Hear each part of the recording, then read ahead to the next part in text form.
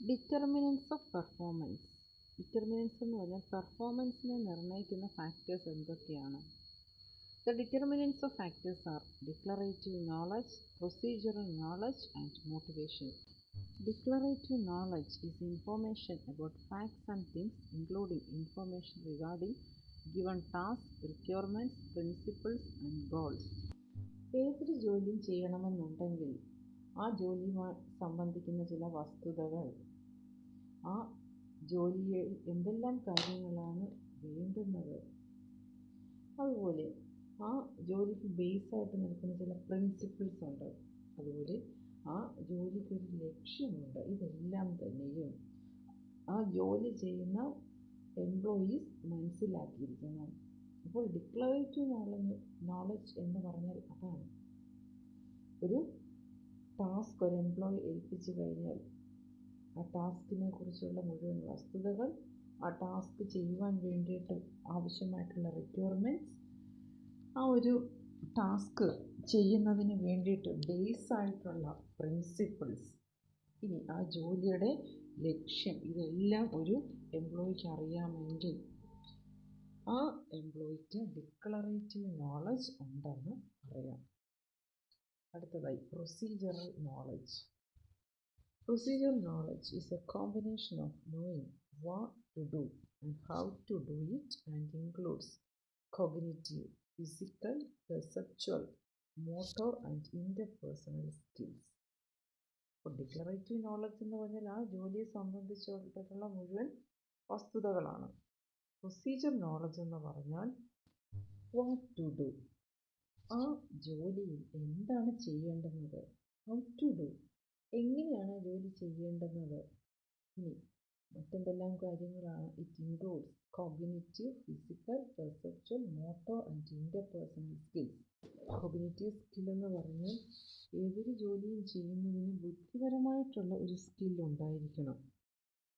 അത് ഓരോരുത്തർക്കും വ്യത്യസ്തമായിരിക്കും. അപ്പോൾ ഒരു ജോലി ചെയ്യാനായിട്ട് ഒരേ രീതി ഉള്ളെങ്കിൽ പോലും ബുദ്ധിപരമായിട്ട് നമുക്കതിനെ പല രീതിയിൽ ചെയ്യാം. ദെൻ ഫിസിക്കൽ സ്കില്ലെന്ന് പറഞ്ഞാൽ ഒരു ജോലി ചെയ്യുവാൻ വേണ്ടിയിട്ട് നമുക്കൊരു ശാരീരിക ക്ഷമത. ഇപ്പോൾ ഒരു വക്കീലിൻ്റെ ജോലിയല്ല പോലീസിൻ്റെ ജോലി. നിയമസംരക്ഷണം വരുന്നുണ്ടെങ്കിലും ഒരു ഫിസിക്കലായിട്ടുള്ളൊരു സ്കില്ല് പോലീസിന് കൂടുതലായിട്ട് ഉണ്ടായിരിക്കണം. അടുത്തത് പെർസെപ്ഷൻ, ഓരോന്നിനെയും റിസീവ് ചെയ്യുന്ന രീതി, മനസ്സിലാക്കുന്ന രീതി, ആ ഒരു സ്കില്ല്. അടുത്തതായി മോട്ടോർ സ്കിൽ. മോട്ടോർ സ്കില്ലും നേരത്തെ പറഞ്ഞതുപോലെ പോലീസിൻ്റെ ജോലിയൊക്കെ അങ്ങനത്തെയാണ്. പട്ടാളം അവരൊക്കെ ഓടുകയും ചാടുകയൊക്കെ ചെയ്യുമല്ലോ, അതിനെയാണ് യഥാർത്ഥത്തിൽ മോട്ടോർ സ്കിൽസ് എന്ന് പറയുന്നത്. ദെൻ ഇൻ്റർപേഴ്സണൽ സ്കിൽസ്, മറ്റുള്ളവരുമായിട്ട് ഇൻട്രാക്ട് ചെയ്യുന്ന കാര്യത്തിലും ഒരു സ്കില്ല് വേണം. അപ്പോൾ ഇതിനെ എല്ലാത്തിനെയും കൂടിയാണ് പ്രൊസീജിയർ നോളജ് എന്ന് പറയുന്നത്. ആ ഒരു ടേമിൽ തന്നെയുണ്ട് അതിൻ്റെ മീനിങ്. ഒരു ജോലി ചെയ്യുന്ന പ്രൊസീജിയർ, അതിൻ്റെ കുറിച്ചുള്ള അറിവ്. പ്രൊസീജിയർ എന്ന് പറഞ്ഞാൽ ഓരോ ജോലിക്കും ഓരോ രീതിയിലുള്ള പ്രൊസീജിയറാണ്. അപ്പോൾ അതിനെക്കുറിച്ചുള്ള അറിവാണ് പ്രൊസീജിയറൽ നോളജ്. അടുത്തത് motivation. It involves the choices like choice to expend time, level of effort and persistence of effort. ഇനി മോട്ടിവേഷൻ എന്ന് പറഞ്ഞാൽ പെർഫോമൻസിൻ്റെ ഒരു ഡിറ്റർമിനിങ് ഫാക്ടറാണ്. അതെന്തൊക്കെയാണ്? ചോയ്സ് ടു എക്സ്പെൻഡ് ടൈം, ഒരു ജോലി ചെയ്യുവാൻ വേണ്ടിയിട്ട് എത്രമാത്രം സമയം നമുക്ക് ചിലവാക്കാം. ഇപ്പോൾ ഹൈലി മോട്ടിവേറ്റഡ് ആയിട്ടുള്ളൊരു വ്യക്തിയാണെങ്കിൽ ധാരാളം സമയം ചിലവാക്കും. ദെൻ ലെവൽ ഓഫ് എഫേർട്ട്, എത്രമാത്രം എഫേർട്ടാണ് ഒരു വ്യക്തി ഒരു ജോലി ചെയ്യാൻ വേണ്ടിയിട്ട് എടുക്കുന്നത്. നല്ല മോട്ടിവേറ്റഡ് ആയിട്ടുള്ള ഒരാളാണ് നല്ല എഫേർട്ട് തന്നെ എടുക്കും. അടുത്തത് പെർസിസ്റ്റൻസ് ഓഫ് എഫേർട്ട്, വല്ലപ്പോഴും ഒരു എഫേർട്ട് എടുക്കുന്നതല്ല മോട്ടിവേഷൻ എന്ന് പറയുന്നത്. സ്ഥിരമായിട്ട് ആ എഫേർട്ട് എടുക്കണം, അതാണ് പെർസിസ്റ്റൻസ് ഓഫ് എഫേർട്ട് എന്ന് പറയുന്നത്. സ്ഥിരോത്സാഹം, ഇതൊക്കെയാണ് മോട്ടിവേഷൻ എന്ന് ഉദ്ദേശിക്കുന്നത്. അപ്പോൾ ഇവയൊക്കെയും പെർഫോമൻസിൻ്റെ ഡിറ്റർമിനൻസ് ആണ്, അല്ലെങ്കിൽ പെർഫോമൻസിനെ നിർണ്ണയിക്കുന്ന ഫാക്ടേഴ്സാണ്. These determinants have a multiplicative relationship, such as performance is equal to declarative knowledge into procedure knowledge into motivation. Multiplicative relationship എന്ന് പറഞ്ഞാൽ പെർഫോമൻസ് എന്ന് പറഞ്ഞാൽ declarative knowledge, procedure knowledge, motivation ഇവ കൂടും തോറും പെർഫോമൻസ് വർദ്ധിക്കും. അതാണ് മൾട്ടിപ്ലിക്കേറ്റീവ് റിലേഷൻഷിപ്പ് എന്ന് പറയുന്നത്. ഡിക്ലറേറ്റീവ് നോളജോ പ്രൊസീജിയർ നോളജോ മോട്ടിവേഷനോ കൂടിക്കഴിഞ്ഞാൽ, അല്ലെങ്കിൽ ഇതിൽ ഏതെങ്കിലും ഒന്നിൻ്റെ അളവ് കൂടിക്കഴിഞ്ഞാലും പെർഫോമൻസിൻ്റെ അളവ് വളരെയധികം കൂടുതലായിരിക്കും. Following are the disadvantages of poorly implemented performance management system. Performance management system മികച്ചതായിരിക്കണം. കഴിഞ്ഞ ക്ലാസ്സിൽ പറഞ്ഞതുപോലെ അതിൻ്റെ എല്ലാ ക്വാളിറ്റീസോടും കൂടെ വേണം അത് ഇംപ്ലിമെൻറ്റ് ചെയ്യാൻ. അങ്ങനെ ഇംപ്ലിമെൻറ്റ് ചെയ്തില്ലെങ്കിൽ ചില ഡിസഡ്വാൻറ്റേജസ് ഉണ്ടാകും. അതെന്തൊക്കെയാണെന്ന് നോക്കാം. Increased turn over. If the PM process is not fair, the employees may quit the organization physically or psychologically. Performance management process നീതിപൂർവകമല്ലെങ്കിൽ എംപ്ലോയീസ് ഓർഗനൈസേഷനിൽ നിന്ന് പോകും. എന്ന് പറഞ്ഞാൽ ആ ജോലി വേണ്ടാന്ന് വിചാരിച്ചിട്ട് അവർ മറ്റൊരു ജോലി തേടും. അങ്ങനെ തന്നെ ചെയ്യും. അല്ലെങ്കിൽ സൈക്കോളജിക്കൽ എന്ന് പറഞ്ഞാൽ മാനസികമായിട്ട് അവർക്ക് ആ ജോലി ചെയ്യാൻ ഇഷ്ടമല്ലായിരിക്കും. അടുത്തതായി use of misleading information. If a standardized system is not in place, information on performance will be fabricated. Use of misleading information എന്ന് പറഞ്ഞാൽ പെർഫോമൻസ് മാനേജ്മെൻറ്റ് കൃത്യമായിട്ട് നടപ്പിൽ വരുത്തണമെന്നുണ്ടെങ്കിൽ എംപ്ലോയിയെക്കുറിച്ചുള്ള ഇൻഫർമേഷൻ എല്ലാം കറക്റ്റ് ആയിരിക്കണം. എന്ന് പറഞ്ഞാൽ എംപ്ലോയിയുടെ പെർഫോമൻസ് ആണല്ലോ ഇവാലുവേറ്റ് ചെയ്യുന്നത് പെർഫോമൻസ് മാനേജ്മെൻറ്റ് സിസ്റ്റത്തിലൂടെ. അപ്പോൾ അതിനെക്കുറിച്ചുള്ള ഇൻഫർമേഷൻ എല്ലാം കറക്റ്റ് ആയിരിക്കണം. അങ്ങനെ അല്ലാതെ മിസ്ലീഡിംഗ് ഇൻഫർമേഷൻ ആണെങ്കിൽ, എന്ന് പറഞ്ഞാൽ പെർഫോമൻസ് ഇവാലുവേറ്റ് ചെയ്യുന്നവരെ അവർക്ക് കൃത്യമായിട്ട് ഇൻഫർമേഷൻ കിട്ടിയില്ലെങ്കിൽ അവർ മിസ്ലീഡ് ചെയ്യപ്പെടും. അപ്പോൾ ഒരു എംപ്ലോയി ചിലപ്പോൾ നന്നായിട്ട് പെർഫോം ചെയ്യുന്ന വ്യക്തിയായിരിക്കും. പക്ഷേ ആ എംപ്ലോയിയോട് ഇഷ്ടമല്ലാത്ത ആരെങ്കിലും ആ എംപ്ലോയിയെക്കുറിച്ച് ഏതെങ്കിലും രീതിയിൽ ആ എംപ്ലോയി ജോലി ചെയ്യത്തില്ലെന്നോ മറ്റോ ആണ് ഇൻഫർമേഷൻ നൽകുന്നതെങ്കിൽ ആ ഒരു പെർഫോമൻസ് മാനേജ്മെൻറ്റ് കൊണ്ട് പ്രയോജനമൊന്നുമില്ല. അതാണ്. If a standardized system is not in place, information on performance will be fabricated എന്ന് പറഞ്ഞാൽ അതാണ് അർത്ഥമാക്കുന്നത്. ഒരു സ്റ്റാൻഡർഡൈസ്ഡ് സിസ്റ്റം വേണം. എന്ന് പറഞ്ഞാൽ എല്ലാ എംപ്ലോയീസിനോടും, ഒരേ കാറ്റഗറിയിൽപ്പെട്ട എല്ലാ എംപ്ലോയീസിനോടും ഒരേ രീതിയിലുള്ള ചോദ്യങ്ങൾ ചോദിക്കണം. അവർക്കെല്ലാം തന്നെ ഒരു സ്റ്റാൻഡർഡൈസ്ഡ് ആയിട്ടുള്ള മെത്തേഡാണ് അവരെ ഇവാലുവേറ്റ് ചെയ്യാൻ ഉപയോഗിക്കേണ്ടുന്നത്. ഇതിനെയൊക്കെയാണ് നമ്മൾ ഈ സ്റ്റാൻഡർഡൈസ്ഡ് സിസ്റ്റം എന്ന് പറയുന്നത്. അപ്പോൾ അതില്ലാന്നുണ്ടെങ്കിൽ, അതുണ്ടെങ്കിൽ നല്ലതാണ്. ആരോടും പാർഷ്യാലിറ്റി ഒന്നുമില്ലാതെ അങ്ങനെ എല്ലാവർക്കും ഒരേപോലുള്ള മെത്തേഡൊക്കെ ആണെങ്കിൽ ഒരു കുഴപ്പമില്ല, നല്ല പെർഫോമൻസ് മാനേജ്മെൻറ്റ് സിസ്റ്റം ആണെന്ന് പറയാം. അല്ലാന്നുണ്ടെങ്കിൽ പെർഫോമൻസിനെ കുറിച്ചുള്ള ഇൻഫോർമേഷൻ ഫാബ്രിക്കേറ്റ് ചെയ്യപ്പെടും. എന്ന് പറഞ്ഞാൽ തെറ്റായിട്ട് ചിത്രീകരിക്കപ്പെടും. ചിലപ്പോൾ ഒന്നും പെർഫോം ചെയ്യാത്ത വ്യക്തി നന്നായിട്ട് പെർഫോം ചെയ്തു എന്നും, നന്നായിട്ട് പെർഫോം ചെയ്യുന്ന വ്യക്തി ഒന്നുമേ പെർഫോം ചെയ്യുന്നില്ലെന്നൊക്കെയും അതിനകത്ത് കൃത്രിമം വരുത്താനായിട്ട് കഴിയും. അപ്പോൾ അത്രയധികം പെർഫെക്റ്റ് ആയിരിക്കണം പെർഫോമൻസ് മാനേജ്മെൻറ്റ് സിസ്റ്റം. കൃത്യമായിട്ടുള്ള ഇൻഫോർമേഷൻ ആയിരിക്കണം ആ പെർഫോമൻസ് ഇവാലുവേറ്റ് ചെയ്യുന്നവരുടെ കയ്യിലെത്താൻ. ഇപ്പോൾ പെർഫോമൻസ് ഇവാലുവേറ്റ് ചെയ്യുന്ന ആൾക്കാർക്ക് ഇഷ്ടമുള്ള വ്യക്തിയാണെങ്കിൽ അവരെക്കുറിച്ച് നല്ല കാര്യങ്ങൾ മാത്രം കളക്ട് ചെയ്യുക, അങ്ങനെയൊക്കെ ചില ഓർഗനൈസേഷനിൽ നടത്താറുണ്ട്. അപ്പോൾ അതൊന്നും ഉണ്ടാകാൻ പാടില്ല എന്നാണ് പറയുന്നത്. അടുത്തതായി lowered self esteem. Self-esteem may be lowered if feedback is provided in an inappropriate way. Self-esteem എന്ന് പറഞ്ഞാൽ നമുക്കറിയാമല്ലോ, ഓരോ വ്യക്തിക്കും അവരവരെക്കുറിച്ച് തന്നെ ഒരു മതിപ്പ് തോന്നിക്കുന്നതിനെയാണ് സെൽഫ് എസ്റ്റീം എന്ന് പറയുന്നത്. നന്നായിട്ട് ജോലി ചെയ്യുന്ന ഒരു വ്യക്തിയെ വിളിച്ചിട്ട് പെർഫോമൻസ് മാനേജ്മെൻറ്റിൻ്റെ ഭാഗമായിട്ട്, അതായത് പെർഫോമൻസ് ഇവാലുവേഷൻ്റെ ഭാഗമായിട്ട് ആ വ്യക്തിയെ വിളിപ്പിച്ചിട്ട് ആ വ്യക്തിയുടെ ജോലിയെക്കുറിച്ചുള്ള ഫീഡ്ബാക്ക് പറയുമ്പോൾ ജോലിയൊന്നും ചെയ്തില്ല, പെർഫോമൻസ് ഒന്നും അത്ര പോരാ എന്ന് പറഞ്ഞു കഴിഞ്ഞാൽ അത് ആ വ്യക്തിയുടെ സെൽഫ് റെസ്പെക്റ്റിനെ തന്നെ ബാധിക്കും. കാരണം ആ വ്യക്തി നന്നായിട്ട് ജോലി ചെയ്തു എന്നാണ് വിചാരിച്ചിരുന്നത്, അങ്ങനെ അല്ല എന്ന് പെർഫോമൻസ് ഇവാലുവേഷനിൽ പറഞ്ഞു കഴിയുമ്പോൾ അത് ആ വ്യക്തിയുടെ സെൽഫ് എസ്റ്റീമിനെ തന്നെ ബാധിക്കും. ആ സ്വയമുള്ള മതിപ്പ് തന്നെയും കുറഞ്ഞു വരും. അപ്പോൾ ഫീഡ്ബാക്ക് നൽകുമ്പോൾ പ്രോപ്പറായിട്ട് വേണം, ശരിയായിട്ടുള്ള രീതിയിൽ വേണം അത് നൽകാൻ. അടുത്തതായി wasted time and money. The cost of PM system are wasted when systems are poorly designed and implemented. അടുത്തതായി ഒരു ശരിയായിട്ടല്ലാത്ത രീതിയിൽ ഇംപ്ലിമെൻറ്റ് ചെയ്തതാണ് ഒരു പെർഫോമൻസ് മാനേജ്മെൻറ്റ് സിസ്റ്റം എങ്കിൽ അതിന് വേണ്ടിയിട്ട് ചിലവാക്കിയ തുക അത്രയും കമ്പനിയെ സംബന്ധിച്ച് വേസ്റ്റേജ് ഓഫ് മണിയാണ്. കാരണം ഒത്തിരി പണം ചിലവാക്കുന്ന ഒരു കാര്യമാണ് ഈ പെർഫോമൻസ് മാനേജ്മെൻറ്റ് സിസ്റ്റം എന്ന് പറയുന്നത്. അതിന് വേണ്ടിയിട്ട് കമ്പനി ധാരാളം പണം ചിലവാക്കും. ഒത്തിരിയും പ്രൊസീജിയർ അതിനകത്ത് വരുന്നുണ്ട്. അതിനെക്കുറിച്ച് നമ്മൾ അടുത്ത മൊഡ്യൂളിൽ പഠിക്കുന്നുണ്ട്. അപ്പോൾ ഇത്തരത്തിൽ ശരിയായിട്ടല്ലാത്ത രീതിയിൽ ഡിസൈൻ ചെയ്ത് ഇംപ്ലിമെൻറ്റ് ചെയ്ത പെർഫോമൻസ് മാനേജ്മെൻറ്റ് സിസ്റ്റം കൊണ്ട് കമ്പനിക്ക് യഥാർത്ഥത്തിൽ ലാഭമൊന്നും ഉണ്ടാകുന്നില്ല. Damaged relationships. As a consequence of deficient system, the relationship among individuals may be damaged. അതുപോലെ ശരിയായിട്ടല്ലാത്ത രീതിയിൽ പാർഷ്യാലിറ്റി ഒക്കെ ഉള്ള ഒരു പെർഫോമൻസ് ഇവാലുവേഷനാണ് നടക്കുന്നതെങ്കിൽ, അല്ലെങ്കിൽ അത്തരത്തിലുള്ള ഒരു പെർഫോമൻസ് മാനേജ്മെൻറ്റ് സിസ്റ്റമാണ് ഉണ്ടാകുന്നത് ആ കമ്പനിയിലുള്ളതെങ്കിൽ അത് ആ കമ്പനിയിലെ വർക്ക് ചെയ്യുന്ന ആൾക്കാരുടെ ഇടയിലുള്ള റിലേഷൻഷിപ്പിനെ തന്നെയും ബാധിക്കും.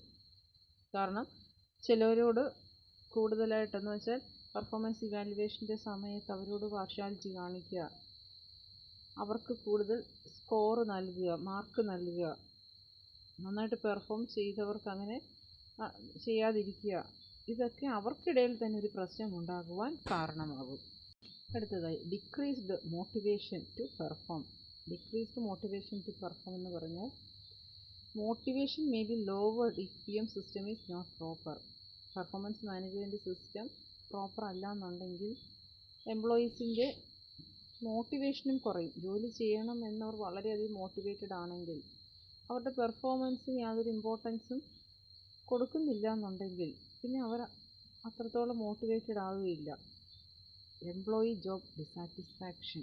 When the performance management system is not seen as valid, employees feel job dissatisfaction. അടുത്തതായിട്ട് പെർഫോമൻസ് മാനേജ്മെൻറ്റ് സിസ്റ്റം അത്രയ്ക്ക് വാലിഡായിട്ട് എംപ്ലോയീസിന് തോന്നുന്നില്ലെങ്കിൽ അവർക്ക് ജോബ് ഡിസാറ്റിസ്ഫാക്ഷൻ ആയിരിക്കും തോന്നുക. സാറ്റിസ്ഫാക്ഷൻ എന്ന് പറഞ്ഞാൽ എന്താണ്? അവർക്ക് ജോലിയോട് ഒരു ഇഷ്ടം തോന്നുക, ജോലി ചെയ്തതിൽ അവർക്കൊരു തൃപ്തി തോന്നുക. ജോബ് ഡിസാറ്റിസ്ഫാക്ഷൻ എന്ന് പറഞ്ഞാലോ ജോലി ചെയ്ത് കഴിഞ്ഞാൽ അതിനകത്തൊരു തൃപ്തിയില്ല. കാരണം അവർ എത്രയും നന്നായിട്ട് ജോലി ചെയ്തിട്ടും പെർഫോമൻസ് മാനേജ്മെൻറ്റിൽ അല്ലെങ്കിൽ പെർഫോമൻസ് ഇവാലുവേഷനിൽ അതൊന്നും പരിഗണിക്കപ്പെട്ടില്ല എന്നുണ്ടെങ്കിൽ അവർക്ക് പിന്നീട് ജോബ് ഡിസാറ്റിസ്ഫാക്ഷൻ ആയിരിക്കും തോന്നുക. Increased risk of litigation. Expensive lawsuits may be filed by individuals who feel unfairly. ഇനി ഏതെങ്കിലും ഒരു ഓർഗനൈസേഷനിൽ നീതിപൂർവമല്ലാതെ എംപ്ലോയീസിനെ ഇവാലുവേറ്റ് ചെയ്താൽ അവർ നിയമ നടപടികൾക്ക് പോകാറുണ്ട്. അതാണ് ലിറ്റിഗേഷൻ. അപ്പോൾ അങ്ങനെയും ഒരു പ്രശ്നമുണ്ട്.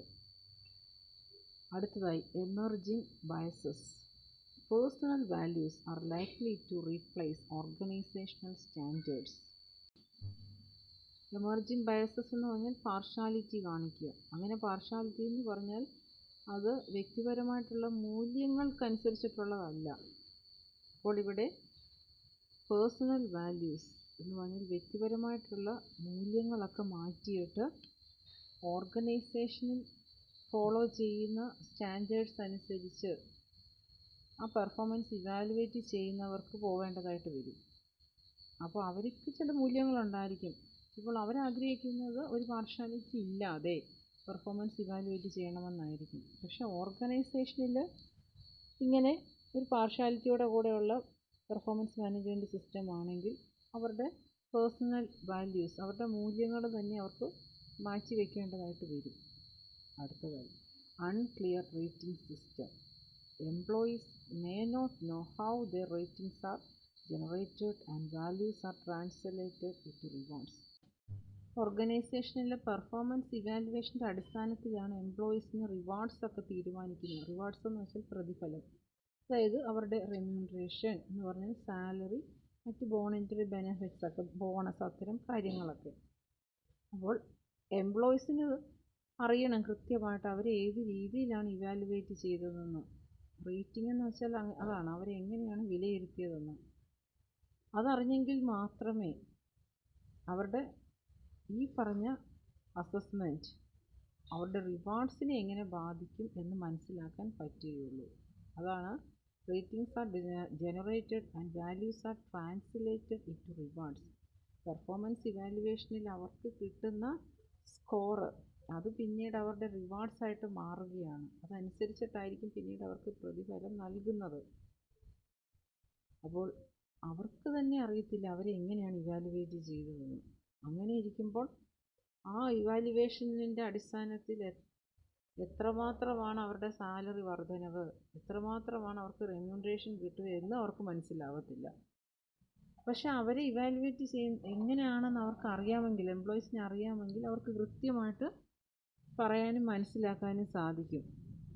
പെർഫോമൻസ് അനുസരിച്ച് അവർക്ക് എത്രമാത്രം റിവാർഡ്സ് കിട്ടും, അല്ലെങ്കിൽ അവരുടെ മോണിറ്ററി ബെനഫിറ്റ്സിൽ എത്രമാത്രം വർധനവുണ്ടാകും, ബോണസ്, കമ്മീഷൻ, അങ്ങനെ ധാരാളം ഈ പെർഫോമൻസ് അനുസരിച്ചിട്ടുള്ള റെമ്യൂണറേഷൻസ് ഉണ്ട്.